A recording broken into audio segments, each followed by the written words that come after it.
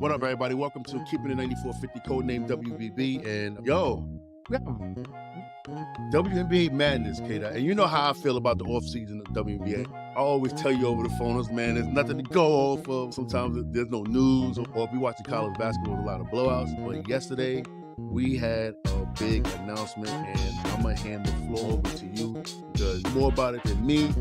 I was lamping and napping in the crib, and then I woke up to the news, and everything just went haywire. Okay, like break it all down for everybody real quick.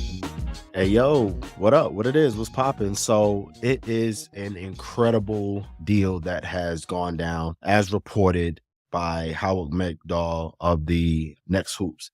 And the acquisition of Jonquel Jones to the New York Liberty is the biggest name out of the entire trade package. It's a 3-team deal, which involves Jonquel Jones, Crystal Dangerfield, Natasha Howard, Beck Allen, Kayla Thornton, and Ty Harris. And the structure of the deal, which is in principle right now, nothing is set in stone by the league office, but it is in principle. Jonquel Jones and Kayla Thornton is coming to New York.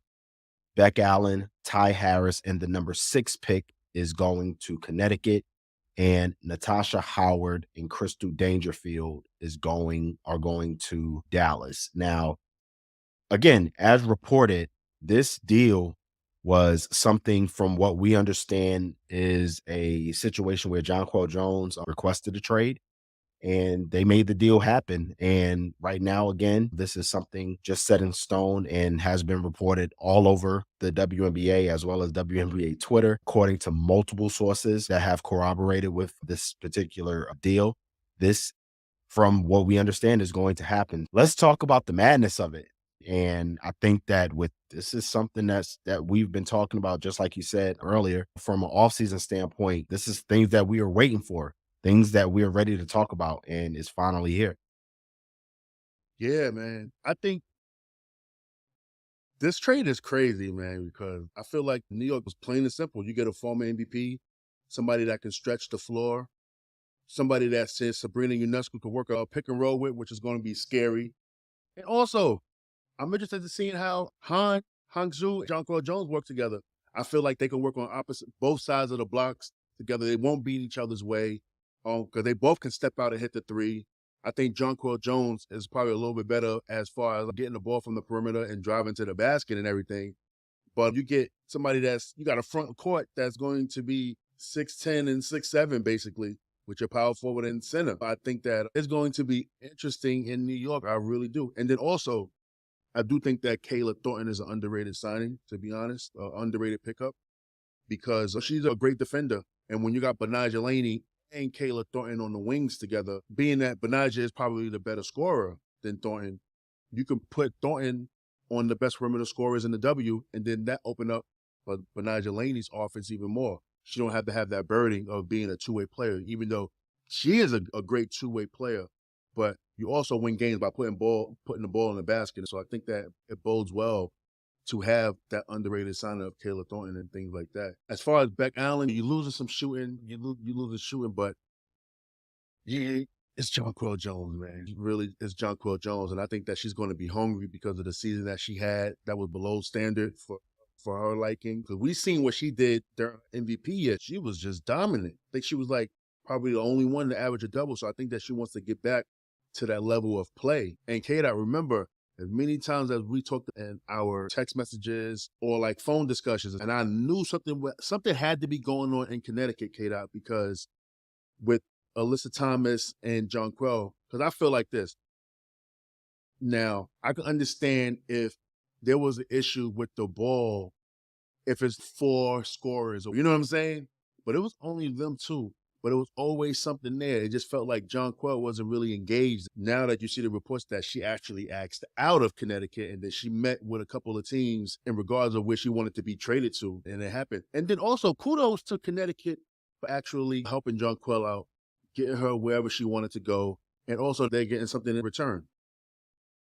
Yeah, I definitely agree in regards to that. So the dynamic that we've been talking about over and over again for the past, season and a half, because it really started 2021 against the Chicago Sky, just figuring out what's going on between the dynamics of Alyssa Thomas, Jonquel Jones, and even Bree Jones with that front court, and figuring out what Kurt Miller at the time was going to do as far as production. And I think that was like the beginning of the end. They were able to stick it out for the 2022 season, and they ended up making the finals, which is not a slouch whatsoever. But unfortunately, it didn't work out by them winning the championship. So at this point, I think the writing was on the wall. And I think the first domino was actually Kurt Miller going to LA. And with that, it just followed suit with Jonquel asking to be traded, which is where we are today. There's something about this particular trade for the New York Liberty that I'm actually happy about. And this is me, the fan, talking just a little bit, because there's some money that has opened up for New York. And there's still a possibility of that one that played for Seattle for all those years that could still possibly make her way to New York. I'm sorry, to Stu York. Oh, I thought you were talking about Lauren Jackson. Yeah, it opened up an extra, what, 45, 50,000 or something like that. Absolutely. Absolutely. And right now, again, kudos to you for your blog and talking about that, right? The dream of having Breanna Stewart come to New York. After what happened yesterday, the big question was, okay, is Stewie still coming to New York? And a lot of people, including me myself, before I saw the details of the trade, I was like, nah, that can't happen now. It still can. It actually still can, because Natasha Howard's deal is really the deal that's going to help catapult and shed some of that money for another max signing for the New York Liberty. And that's really scary if it comes to that. But just to bring in a little bit more detail, Kayla Thornton is a very underrated name. Really not a lot of people are talking about except for the basketball folks. And Mark Schindler wrote an incredible piece not too long ago just describing that. Because Sandy Braun, she's always proud herself in playing like outside in, and having Jonquel there and now Kayla there as an elite on-ball defender. She improved very well offensively at the latter part of Dallas's run to make the playoffs last year, which they went 8-5, and she averaged just a little under 18 points. I believe it was like 6.5 rebounds per game. So that's something that you can't really ignore. And for Kayla Thornton, she's a pretty decent three-point shooter. If you leave her open, she will hit that a shot. And I think that bodes well for Sabrina Ionescu as well. And especially when you have Banaj Eleni still there, it'll definitely take heed to what New York is trying to do in building a championship team. For them to be in the playoffs the past 2 seasons and have the up and down seasons that they've had and still make the playoffs, this is something now that is okay. It's go time. Yeah. And just want to add on to what Connecticut did. Ty Harris, that is a player that has been wildly underrated, in my opinion, for a while now in the league. And I think that her utilization has been, again, up and down in Dallas as well. But for Connecticut to get Ty Harris, I think the key are in her as the point guard, and with Natisha Hotteman, she's going to do an incredible job as well. I think Stephanie White, with having that old school mentality from back in the Indiana days when she was an assistant and then moved up to the head coaching position. I mean, the way she operates from that mentality, I think Ty Harris is the perfect guard for that. That's going to be a good dynamic. And then with Dallas, of course, you're getting Natasha Howard, an all-star former defensive player of the year. You really can't say enough about what Natasha Howard will be able to do for Dallas. I know the question is, what about their front court? I know Satu is still there. I know there's so many other questions about Tierra McGowan being a restricted free agent and what they're going to do with that. And then with Crystal Dangerfield, you've seen what she did with the Liberty this past season in order to help shape that roster after being released from Minnesota, and a former rookie of the year as well. So I think Coach Trammell is in good hands with that as well. But New York obviously won the trade. I'm just going to just add that. But you had a question for me about Connecticut. So what was that all about as far as Connecticut? What was that? My mind is a little bit foggy because it's currently, I had a long morning. It's currently 11:07 in the morning right here in South Carolina where we at, Eastern Standard Time. So my mind is a little foggy, but I want to talk about the domino effect that you brought up earlier. There might be, we don't know. We don't know what's going on the other side of things, right? Since Connecticut is all in on this fire sale, do you think that they make any more moves later on down the line? Possibly, maybe, hey, since Kurt Miller bounced to LA, how about Kurt Miller probably make a phone call, work his magic, and be like, hey, listen, y'all got an injured player that's working their way back. How about y'all give me Jasmine Thomas? We'll figure out the schematics of that.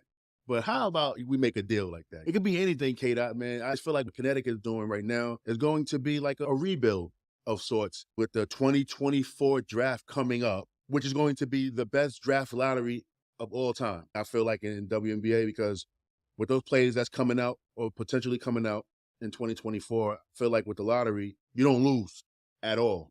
You don't lose. So this could be something different for Connecticut. So maybe it might be time to just blow it up a little bit. But you still got Alyssa Thomas there. She played to win. She don't play. Oh, but there's something going on in Connecticut, Kate. Why? I don't know. My best Brian Windhorse going on in Connecticut. So that's a really good question. Yeah. I think after the trade, the discussion behind what's going to happen with the rest of the league, you have to remember, and according to Christina Williams of Girls Talk Sports TV, within this deal, as we know now, Alicia Gray wasn't a part of this deal. So Alicia Gray still can be dealt somewhere. And the idea of Jasmine Thomas, you bring in Jasmine Thomas up, I think that Connecticut is probably going to look for something a little more on the younger side. And that's not any disrespect to Jasmine Thomas, as she's a savvy veteran, an incredible point guard, and had been an incredible point guard for Connecticut for a long time. I think that what's happening is Kurt Miller is probably looking at some things and probably, you know what? Hey, maybe I can snag a veteran from that organization right quick and help them out. Maybe bring some front court players over and shed some salary a little bit, because Jasmine Thomas, I think, is making about a 190, if I'm not mistaken, in that range. I had the idea of New York not being done and possibly figuring out a way to shed some more salary and getting Jasmine Thomas there as the point guard so that Sabrina Ionescu can still play off the ball. And of course, her relationship with Jonquel Jones has been incredible, in my opinion. Of course, getting to the finals in 2019 and then ultimately getting to the finals in 2022, unfortunately, with Jasmine Thomas tearing her ACL early in the season last year. So she's getting back to that. But it could be a possibility in both of our opinions that Kurt Miller could get on the phone and say, hey, I got some young prospects, 1-2 year players that you guys can use. And let's see what shakes there. So I'm not going to rule out the fact that Connecticut is done, because I don't think they're done. I think they still want to get someone like an Alicia Gray as well. But in order to do that, they still have to shed a little bit of salary. And I think Jasmine Thomas is the name that's going to happen, because with Ty Harris there and then with Natisha Heidemann signing that, I'm not sure if she signed the qualifying offer yet, but the qualifying offer was extended. I think that getting younger in the backcourt is going to fare well for Connecticut, and Jasmine Thomas would be that person. So Alyssa Thomas, Brianna Jones, as reported yesterday, Brianna Jones is going to get cored. She's getting cored according to reports from yesterday. So it's going to be the big three of Alyssa Thomas, DeWanna Bonner, and Bree Jones.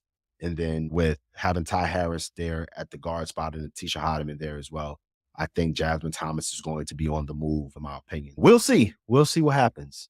Oh, I didn't know that. See, like I said, I had a long day. I wasn't even on the socials like that. So, Brianna Jones is getting cored. Okay. Oh, yeah, she's getting cored. I got to take back my whole rebuilding thing about Connecticut then. Because, no, you got DeWanna Bonner, Brianna Jones, Alyssa Thomas still there, Natisha Heidemann, and you get the point guard Ty Harris. They can still contend. They can still contend, yeah. Yeah, they can still contend. And I think that Alyssa Thomas is actually going to have a better season than she had last year. I really do. I love her game. Yeah, yeah. I love her game. I can't say she's the best player in the W because Asia won a title, and I don't believe in that. And the way how we feel about Chelsea Gray, I think that Alyssa Thomas is top 4. I don't know who you got 3 or 2, or 4, but I think Alyssa Thomas is definitely in top 4 player in the league. I think that even with more freedom, with the flow opening up for her now to more operate, I think that she might actually be. I think that she'll break her own triple double record. I really think she's going to have one of them type of seasons. It could be an MVP caliber year. I really do. Because think about this real quick. With the issue of Jonquel Jones being out, chemistry is going to get better. Everybody that's there will play for one another. Not saying that Jonquel Jones was an issue to the team, because I don't think that she was. I think Jonquel Jones was just like, I'm coming off MVP year. I need the ball more or whatever. So I'm not trying to say like Jonquel Jones was like an addition by subtraction type of thing from the team from a attitude standpoint. But I think that for Alyssa Thomas, though, is even more responsibility. She's one of those players that want to take on that responsibility. So I think that this trade actually, like you say, New York wins the trade. I do agree with you, but I still also think that you can still find a winning formula. Not a winning formula. You can say that all teams won this trade too as well because of the other stuff. What I just said about Alyssa Thomas, that could be considered a win. And also with Dallas got some talent back though. You know, they got some talent back in Natasha Howard. I personally love Natasha Howard's game. Absolutely. I was with her when she was a rookie. I got to see her development over the years and the way she defends and everything. And then maybe, hopefully, she can help a walk. She can help Charlie. And wow, what does this mean for Charlie and a walk too as well? This a really interesting trade though. So speaking of that, like, what's your thoughts on like this the implications on this trade as far as like the balance of power regarding the WNBA trade? What's your thoughts? So with this trade, I think the balance of power, to be honest with you, I really can't say is going to per se change much. And the Yeah, reason why I say that is because with New York, like when you have trades like this, chemistry still is important. Vegas can put odds out after trades like this happen, and New York can go from 100 to 1 to 3 to 1, snap of a finger because of one name. Still is about roster structure, roster build, team chemistry. Names on paper, we've seen it in countless amounts of sports. Names on paper are names on paper. If you don't have that chemistry, then it's going to ultimately fail. And with Jonquel Jones coming to New York, yes, that's great for the Liberty. And again, on paper, me personally, I think that because of the names that are coming to New York, I do truly believe that they quote unquote won the trade. However, they still have to get on the court. They still have to go through training camp. And we know with how the WNBA schedule is, training camp is not going to be your typical training camp. People are going to be coming in from overseas. There are going to be people in and out of the lineup because of prioritization. It's going to be something to think about, something to look at when it comes to that last week of April, early parts of May. And then when the season starts, will come that second weekend in May, it's going to be something to really consider and something to really look at. So as far as like the power shift, I really don't think at this point, unless there's a huge deal that happens in free agency for New York, I think right now it still stays the same because we still don't know what the roster looks like from a structure standpoint. We know what it looks like on paper, but from a structure standpoint and what Sandy Brondello will be able to do, we just don't know yet. And then, of course, you still got BG. I know BG wants to play, and she definitely wants to play in Phoenix. Phoenix has a lot of money. Seattle will potentially have a lot of money, depending on where Stewie goes. And it also depends on what Jewel Lloyd is thinking because they courted her last year. And hey, we might see Jewel Lloyd on the move. We don't know. You still got the defending champs that's probably trying to make a move. There have been some rumblings that have been quiet. No one's talking about it, but there have been rumblings about teams in the West that are potentially trying to make moves as well. So we just got to see what happens, especially once free agency really hits and people sign on that dotted line on where they're going to play in the summer. Yeah, that you know what though? Like it's funny because we still be touching back on New York because, like you said, when they traded Natasha Howard, it opened up a lot of money. What's their salary cap? I think it's like in the mid 400,000s, right? So That's correct. There's a possibility that you can get Stewie at a max and then still also get another solid player. Like Absolutely.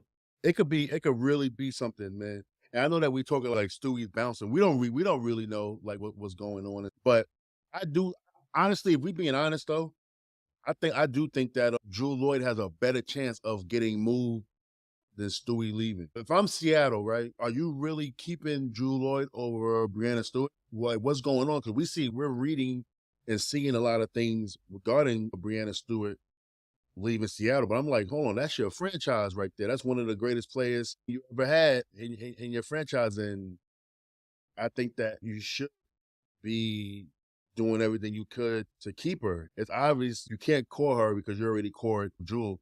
So I guess what she'd have to sign at a lesser amount of money or something like that to stay in Seattle. That's the vibe. That's what's going on. Right. Oh, then yeah, it's going to be interesting. So I don't understand why they didn't just core Stewie last year. So, and from what I understand, and shout out to Miles Ehrlich because he has the transaction thing down pat, right? I Yeah, think in order for Stewie to be cored, if I'm not mistaken, in order for Stewie to be cored, Jewel will have to move because they will have to shed that salary and open up more salary for Stewie to be cored. Now, again, we've talked about it over and over again. There were some speculations that Stewie, she felt like with Seattle in the summers, it's great, especially with Sue Bird being there, but now Sue Bird is not going to be there. Things might have changed from her standpoint. We don't know. Again, everything is speculation. Nothing is set in stone. And yeah, I agree. I think that with that dynamic, just like you said, the decision to core Jewel just to keep her, knowing that Stewie was going to take the lesser deal for 1 year and knowing that Sue Bird was probably going to play her last season last year, they said, just like how Connecticut was last year, listen, let's see if we can make another run at it. Let's see if we can do it. And unfortunately, it didn't work out for them. They lost to the eventual WNBA champion. But I think that, again, with to put some more context into what New York is doing. So in 2023, Natasha Howard is going to be making a little north of 227K. Jonquel Jones' salary is, as of 2023, 211K. She took the team friendly deal so that they could make some moves last year for Courtney Williams to come back, right? And I think that what happened with the team friendly deal, that was perfect for New York in order to make that trade. So trading Natasha Howard, that opens up a little bit more money. So I think that with that being said, the possibility of Stewie definitely taking that into consideration, that can still happen. But I'm just throwing this out there. If I'm not mistaken, I think that Stewie's significant other is from or have ties to Phoenix.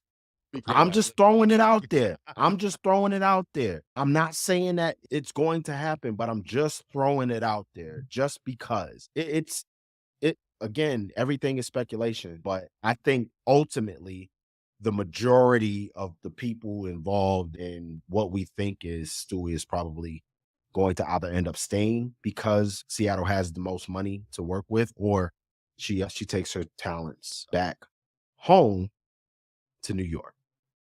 Or she goes to Phoenix. Phoenix. Phoenix. And she advocated for BG hard every day. She pointed it out every day. Absolutely. Absolutely. They were actually teammates on that Russia team. So they got that on-court chemistry right there still. Yep. UMMC. Nothing, Kate. Interesting point right there. Let's get back to our speculation fingers. Interesting point, brother. Yeah, I'm just saying, just looking at it from a broader standpoint is really everything is just interesting to see. And again, we just seen the dominoes start to fall with the first major trade without free agency even hitting hard, right? Yeah. Like free agency hasn't scratched the surface. No, it didn't even started yet. Right. It hasn't even started yet. Yeah. Yeah, it hasn't even started yet. So for the trades to make way the way they're making way, and again, you asked the question, we think so. Connecticut, they're not done. I mean, I don't think so. I don't think they're done. No, I don't think Connecticut's done either. K-Dot, listen, I'm on board with seeing an unfair super team in the WNBA. I'm on board with it. I want it. Yeah. I want it. If Stewie go to New York, cool. If she goes to Phoenix, cool. I want to see it. I want to see movement. I want it to be fun. This is a part of the entertainment. Player movement is a part of entertainment in basketball. We see it in the other league, in the NBA, see it. We excited. Oh, I want to see it in the W. It's time. I want to see a villain. I want to see somebody play the villain arc in the W. And go make it unfair and then just go, since it's 40 games this year, go 38-2 and then sweep the playoffs and then just go make it happen like that. All for the fun part, man. I really am, man. It's going to be interesting and stuff. So I guess we should be on the lookout to see what Stewie does. The ball's in Stewie court right now. So the way you make it seem that I think that she's out of Seattle then. And then maybe Jewel still might be out of Seattle. Maybe she might request a trade somewhere. And then maybe Seattle might have to do the rebuild and start over. And then go get another player with that number 1 pick in 2024, which I hope is Cameron Brink. I really like her game. We seen what she did in the fourth quarter the other day. 6 blocks. Just completely changes the game with that dynamic of rim protection and stepping out on the perimeter and hitting the jumper. And also she's playing with a toughness this year for Stanford and everything, even though they went down to USC the other day, yesterday. But yeah, this is going to be an interesting free agent. I hope and pray that this is just not the only move right now. Like you said, like I'm saying, Connecticut not done. I really feel like that a move is going to happen. Like Kirk, there's going to be a fire sale in Connecticut for certain people, and I think that Kirk going to use his influence and moxie to conjure up something, something special, man. I don't know. Yeah. I'm just saying, just be on the lookout. Just be on the lookout for LA making a move. Just because you haven't really heard Kirk say anything or do anything, and Kurt Miller was one of those people that is just like, you know what? I'm just going to try something. Let me throw this card out. Okay, that didn't work. Let me shuffle it back up. Let me throw this card out.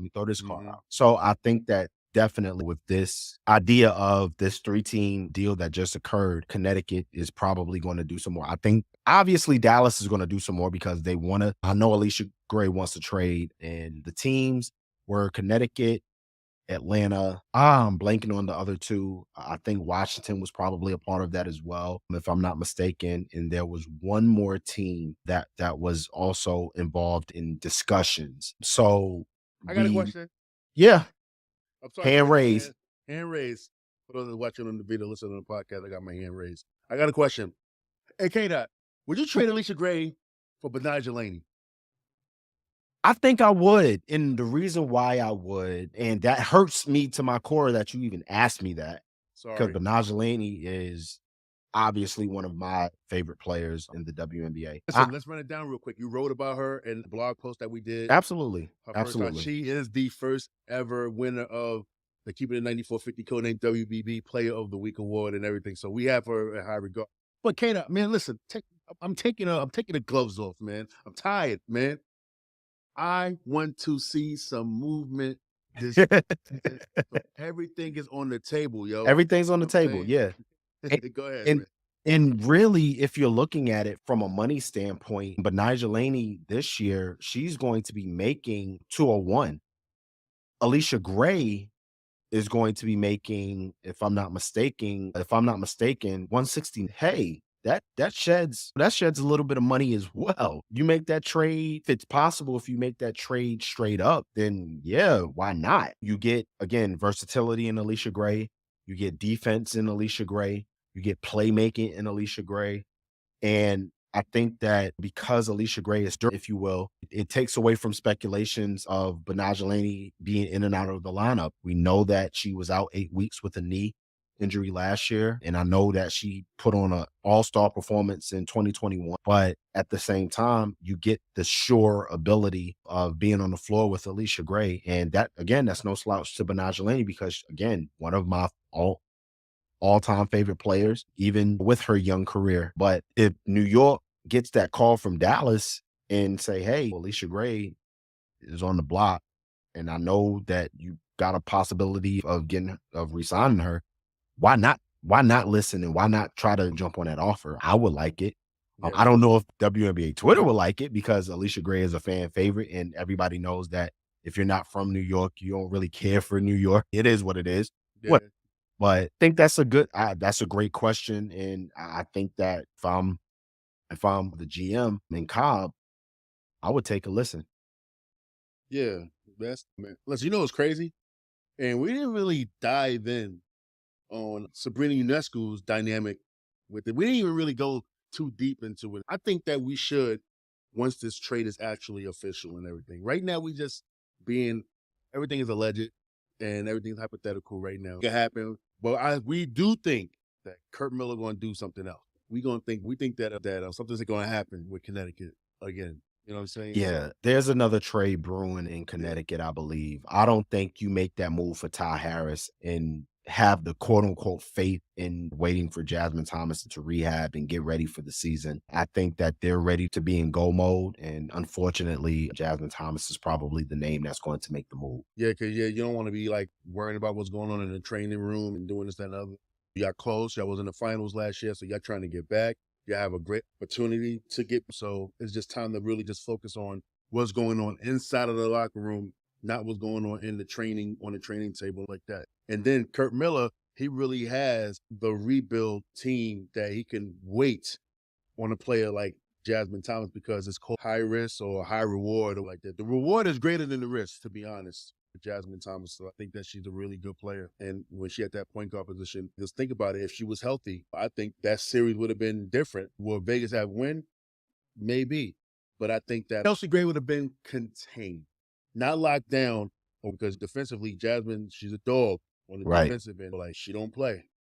She don't play on that defensive end. So that would have been different. But now if they get her, LA, depending on what else LA gets, LA probably going to struggle again this year. But at the same time, they can still take steps. Jasmine Thomas can get the reps that she need to get comfortable on court. So when 2024 hit, she got full range of motion in her knee. She's pain-free, and then she can get back and get back into the swing of things for the real season. I really think that this year is a year of just teaching, helping these young players out there in LA grow. And then I feel next season to be the real year is going to be LA. LA need to bounce back. LA, when all the teams in major cities is good, the league as a whole is good. So I really think. Absolutely. Yeah. So to recap, we talked about pretty much everything and really dope show, K-Dot, man. Thanks for tapping in. Oh, finally, yeah. And I know we didn't mention it. We're going to keep it as a separate show because we have to give respect to the great Maya Moore, who retired today after a successful career in the W and her successful second chapter in social justice reform and everything. And when I started podcasting, Kate, I did a show with a young lady called Kelsey Nicole Nelson. And we talked about this right when Maya Moore and got Jonathan Irons free, which is now her husband. And we talked about it. And that was an inkling of me wanting to cover women's basketball and everything. And to see what she's doing, and we have fun about it. She's coming back like that. She had a really dope career, but I'm not going to really go into it because, we're going to save it. But do you got any parting words about Maya before we get out of here? I love Maya Moore, and she has been so incredible for the league, so incredible for college basketball. The two-time NCAA champ, four-time WNBA champ, six-time All-Star, three-time All-Star MVP, 2013 Finals MVP, and 2014 WNBA MVP. What more can you say? Top 6 and number 6 in our all-time WNBA list. Thank you. Thank you for what you've done for the game. Thank you for what you're doing for social justice, and wish you nothing but the best. Exactly. And also, statue is coming. That's a Easy. fact. That's a fact. Statue is coming. And she left at the top of her game, too. That is tough, man. You gotta respect it. You gotta respect it. Right. We all wanted to see her come back. She got the social justice reform that she's doing with her foundation. She's a wife now. She got kids at home and she's comfortable, and it's time, man. So I'm glad that she's living her life on her own terms. And, she's a legend. She's never going to be forgotten. I think that with us covering the show like that, when we go into our nostalgia like that, she had some some amazing games, and we talked about it over the phone. Kid, I remember like I brought it up. Yo, who's the players that you can really just put on the island, one-on-one, play it out, and let it go? And we named a few. Chelsea Gray was one, Diana Taurasi, the young DT was one, Maya Moore was the other one. Absolutely. Yeah, she's going to be missed, but she's still going to be around. And I think that also, I got to find out how to donate to things. I can donate to the cause, and I got to get the book. I'm an avid reader. I love reading, so definitely I get the book and learn the story, because I want to learn how all this stuff happened from the initial meeting to, yo, they got married. And that was a shock to see when they got married and everything. Maya Moore, like, she's one of the best, man. Godspeed to you, and wish you the best of luck. So I guess we'll get out of here. Thank you for listening to Keeping It 9450, Codename WBB. Don't forget to follow us at 9450 on Twitter. Follow K.K. on Twitter. Follow me, D_Artest. And yeah, with that being said, we out. Love is love. Peace. Peace out.